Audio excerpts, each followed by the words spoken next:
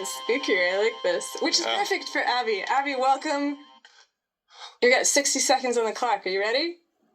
Let's go. All right, let's do it. All right. Death physics. Fear of death is the hidden variable behind humanity's failure to traverse the cosmos. Our outer world is a projection of our inner one, both individually and collectively. The barrier to space isn't technology, it's consciousness. It's the weight of our fear that keeps us tethered to Earth. So forget about the sound barrier. Mastery of the fear of death is escape velocity. Death is the 0 point, the formless field of limitless potential and boundless energy. William Shatner, aboard a capsule with others, describes space as death in its most terrifying form. But Michael Collins, the most isolated man in history, felt awareness, satisfaction, and expectation. Those who dare to cross the abyss don't find the end. They're reborn. The moment we stop fearing the void, we become stars. Damn, exactly 60 seconds. Guys, come on, give Abby a hand. Guys, come on.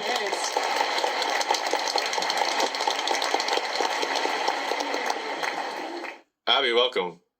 Thanks. Yeah. Hi. Happy to be here. This is something I've been thinking about a lot lately, actually. Well, not exactly on the physics side of things, but I think that it's true that for most of human history, people didn't fear death the same way we do in modernity. I've just been thinking about how the way that people integrated themselves into the natural cosmos in the past seemed like they didn't see themselves necessarily as like separate from the cosmos as much. Like they had a more I don't know. Anyways, I'm just rambling. I think you're right. Well, so the thing that I'm thinking about as you're saying that is if you have a cosmology that says that you can die, and then there's either an opportunity for redemption, or maybe something good even happens to you, is very different for cosmology. Or you try again. Is very different for a cosmology that's like, you're gonna burn eternally. Or like there's a heat death of the universe coming. Yeah. Like it's all kind of for naught. Michael, what do you think, man? So Abby, thank you so much for sharing this. It's really curious that you mentioned this, and specifically, I think the astronauts of America, Michael Collins, in this intake. So my awareness of like the Egyptian Book of the Dead or the Tibetan Book of the Dead is it is talking about kind of like how to live a life where you can die, right? And what this process is like. And this is something that I don't think that we necessarily get in our Western education a lot. So I'm curious how you came across these ideas and how you think like our modern Western, you mentioned American astronaut, like what is our modern retelling or understanding of these concepts?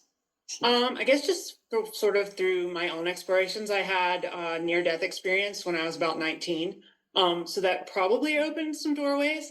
And then just, Well, hold on. You got to tell us about that. You can't just, I once had a near-death experience. What happened? Yeah. So there were some, I don't know, questionable things involved. It was a very traumatic experience. And what I like to say is it doesn't really matter so much if the near-death experiences are real or not. It's kind of what you do with that. So, and I think it's sort of, I think there's a governor band on human suffering. And so at some point it's, I see people as a nurse for 20 years, I've worked with people in like persistent vegetative states or just seriously traumatic events. And what you see is like this sort of a separation of the psyche from the body. And that's, you kind of want to pop out of there.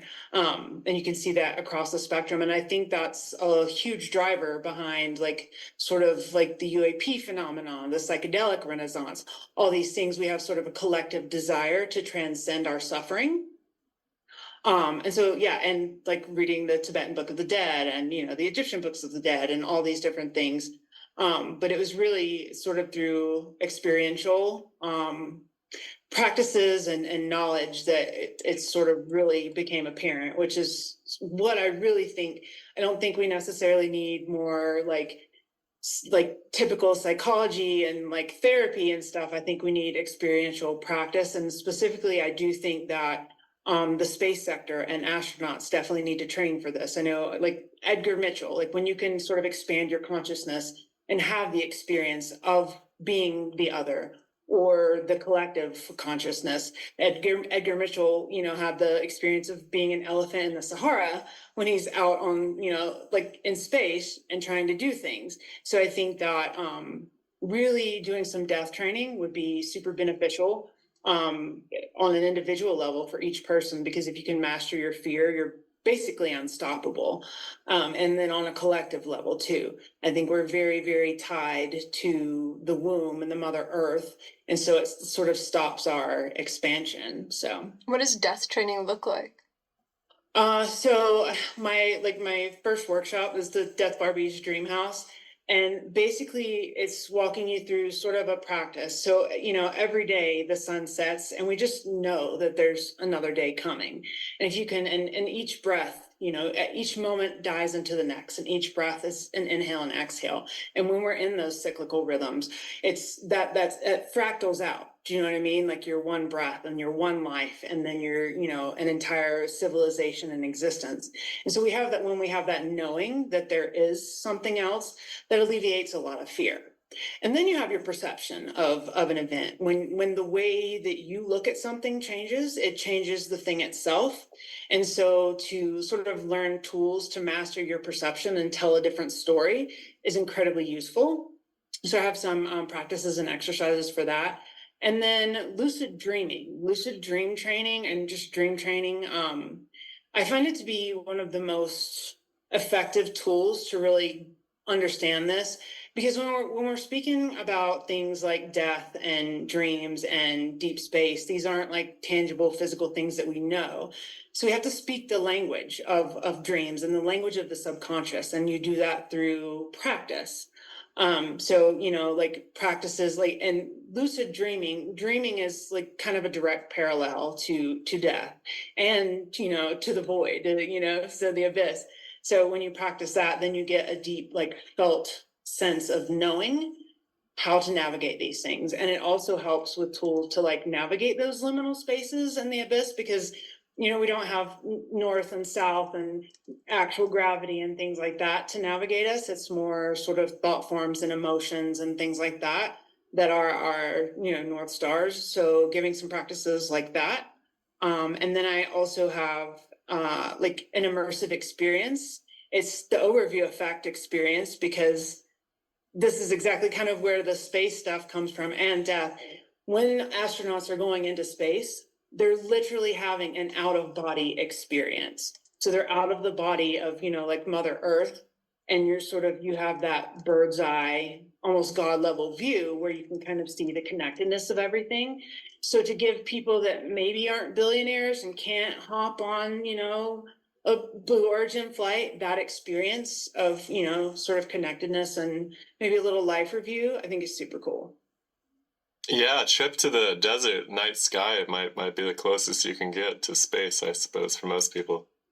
I do not think dark skies need to be saved at all cost. I'm in Taos right now, and as soon as we're done here, I'm going right out to look at the stars. Oh, yeah, for sure. Michael, what do you think? I really enjoy everything about this and the ideas that you share. You mentioned these American astronauts and these strange experiences they had, and there's something seemingly tied to the physicality of leaving the Earth that these astronauts share strange stories when they leave. I'm kind of curious what you think that the moon represents, because these are astronauts who are going to the moon and having a strange experience of seeing dead relatives in space, right? Wait, hold on a second. They're seeing dead relatives in space? Am I right on that? Abby, do you know about that? I think they do have experiences like that. I know, like the story I know about, Edgar Mitchell having the experience of actually he didn't see an elephant in the Sahara. He had the experience of being an elephant in the Sahara, which is something that you encounter in a life review.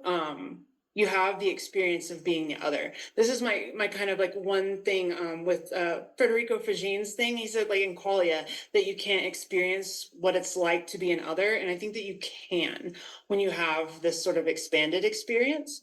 So yeah, like in the life review, you have that experience of being the other. And this is something that also happens with people like near their actual like physical death, when people are kind of seeing beyond the veil and talking to their deceased loved ones and things like that.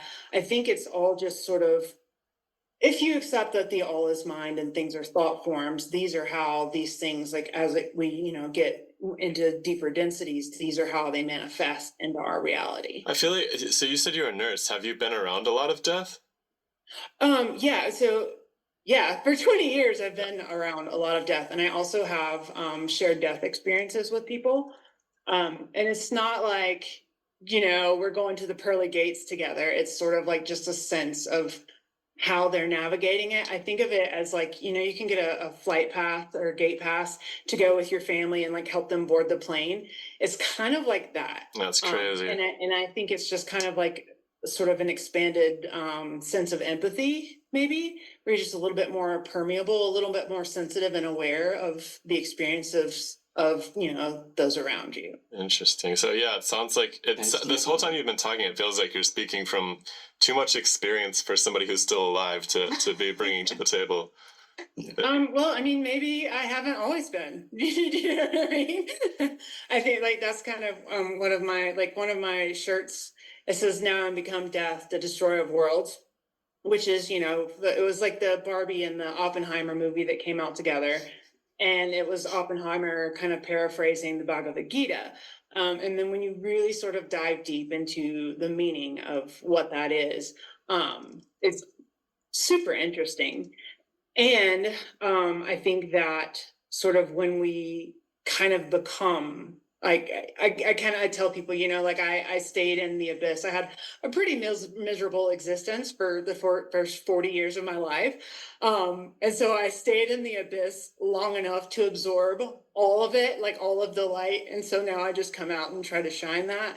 It's kind of like being the beast when you become the thing that you hate and sort of experience the other, and you become the thing that you're afraid of, then it's not really that scary. And when you can sort of let something die, then you can reshape it. Does that make sense? Mm-hmm. Yeah, I mean, I think that there's a lot here. I think it's cool work that you're doing. I know that where are you doing this Death Barbie's Playhouse? So it's next week on October 22nd is online. You can go to like my Instagram's probably the easiest thing, at the Death Dojo on Instagram. And then there's like the link in bio and all those things, but I kind of put it everywhere. So that'll be online on October 22nd. And then I'm doing it in person in Boulder, Denver area the week after that. Yeah, and then going from there. Super cool. All right, next time you should come tell us about the chicken eggs and the silica. Oh my gosh. Yes. Abby's one of my favorite Twitter accounts, so we'll have to do it next time. Okay. All right, guys, give Abby a hand. Thanks, Abby.